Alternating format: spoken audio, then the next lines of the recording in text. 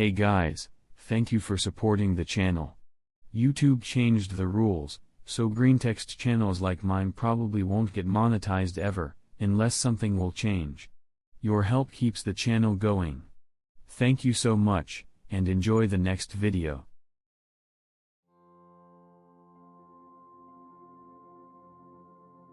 Hello/x/back again to start another spooky thread, because I will forever be sad at the state of /x/today. I'll start. I've posted before but I rewrote it with more detail. This happened in January of 2020, I was 17 and in high school. My grandfather is a cattle farmer and a business owner, and he hired me to feed cows for him after school. Since I was in sports, I would leave the school and the ball field after practice, and my grandfather's properties were about 30 minutes out of town and around 20 minutes between each property. By the time I had gotten to what we will call the 80, it was around 7 to 8 at night, and the midst of winter it was dark and cold. The way the system worked is that I fill up buckets at the farm at his house, and then drive to each farm with a designated amount of feed I needed to bring with me in order to feed the cows.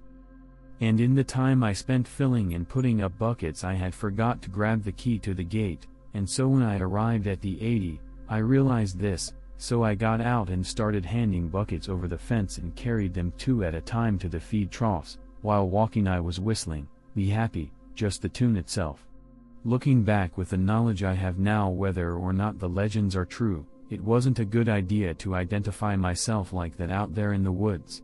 When I finished I walked back to the truck, and when I hopped the fence and was about to open the door, when I heard a noise behind me, very quiet, but it was a quiet night and I heard it coming from the adjacent property. It sounded similar to the sound someone makes, when having never learned to whistle, the air blowing and every once in a while getting a slight whistle through their lips. I listened for a while and thought that it was odd, but I couldn't really think about it much. I moved on and headed to the next farm to feed. Over the span of the coming 4 days in the week, I did the same thing every day. Besides forgetting the key, I came back and would feed the cows at the 80. I noticed that during the week the cows would not come to the troughs when called, so I would just fill up the troughs and move on because I didn't feel like trying to find them on the 80-acre property. Every time I would come back to the truck I would hear noises coming from the adjacent property, more whistling. Through the days I noticed that it was slowly progressing as it would when someone would try and learn whistling, until eventually on Thursday it was as loud as someone cattle whistling, the whistle you see in movies and in real life, the very loud whistle when someone puts 2 fingers in their mouth to project the sound.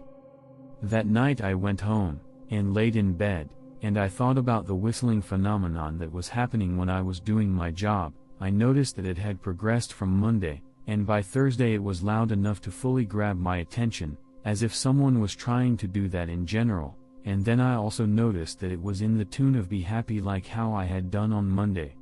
It unnerved me, but I didn't want to put more thought into it and chalked it up to a mockingbird or some other bird. Friday was the day that everything hit the fan, so to speak.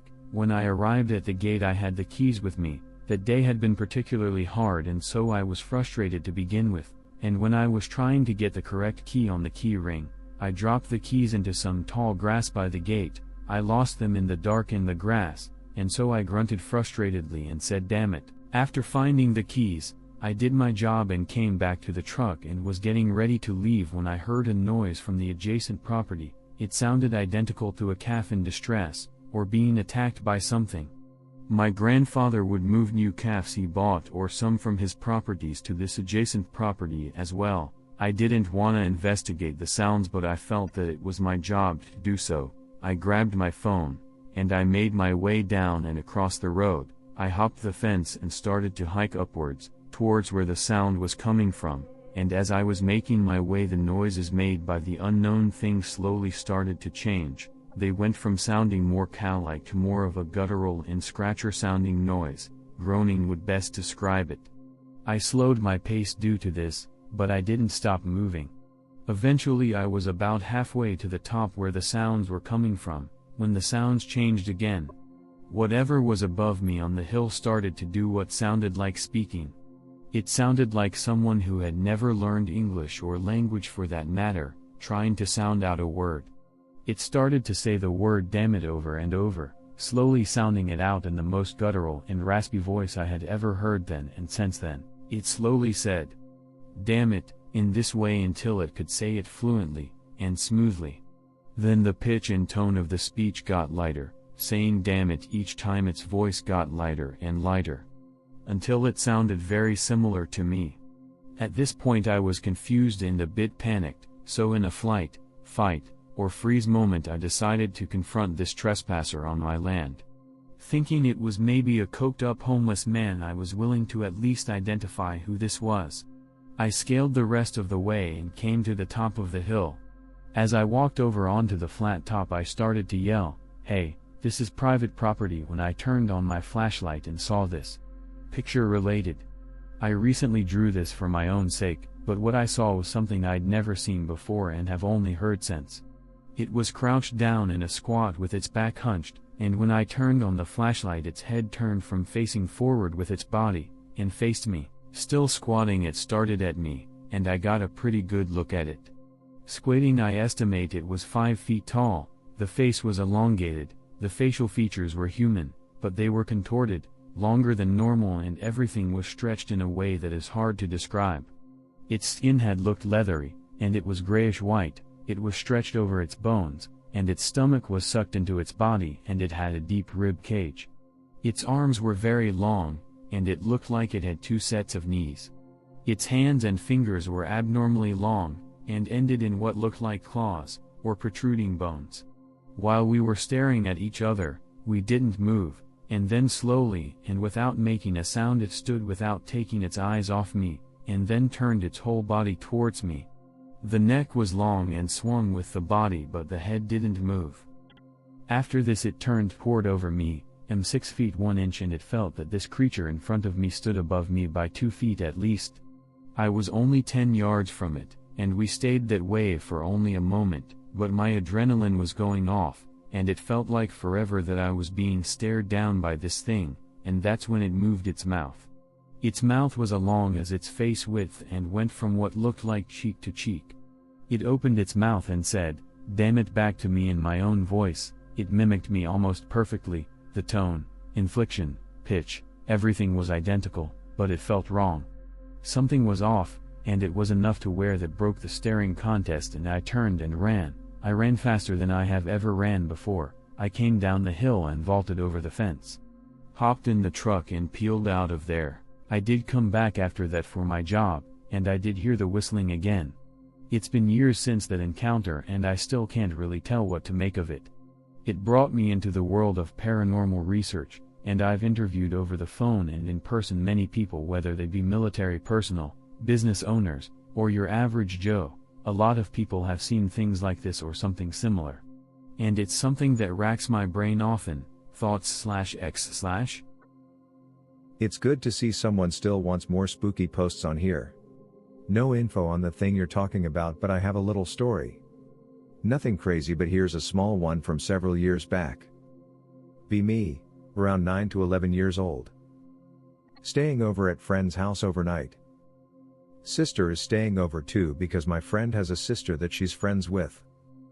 Play video until dark. My friend and I are sleeping in a little sheet metal shed on the fringe of their property while my sister and her friend are sleeping in the house. The property is filled with elephant grass that has paths cut out of it leading to different parts of the property. The grass is about 8 feet tall, so you can't see shit. The shed is in one of these paths and you can't see anything but the path from the shed. Get in shed and play video with friend. Comfy AF. Around 1 a.m. he falls asleep. Continue playing video. Hear banging on the shed door. WTF? Say loudly who's there like an idiot. No response but more banging. Can't sleep because scared. Try to wake friend but has a deep sleeper. More banging.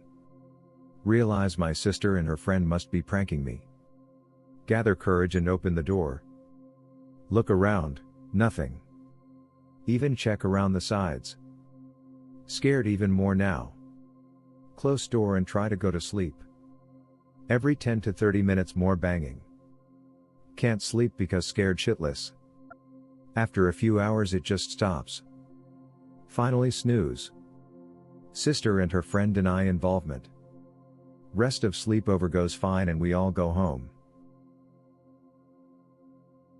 I only have one because I'm a city boy, and this was several years ago when I was around 13, but I'm glad I caught this thread. Apologies in advance for the awful memory on some details. Great-grandpa had a farm, nothing too crazy. Small town in the countryside, where everyone knows each other. Great-grandpa is kind of famous for his chicken and eggs, despite him primarily growing veggies. Visit them once a year. That particular year he seemed kind of upset about something but wouldn't say what. Occasionally looked in one direction for a while before continuing his day. Don't know what he was growing, assumed he was just checking to see if it was ripe. Later that night, overhear him talking to my parents about something that bothered him in the fields. He was stumped as to what it could have been, just kept repeating it must be a devil. Few days later, Dad is helping him set up some traps and other stuff around the farm. Next day, Gramps is waking everybody up at 5 a.m. for breakfast as usual. Suddenly there is a loud scream, like a woman with a gravelly voice. He grabs his rifle and runs outside with his two big labs.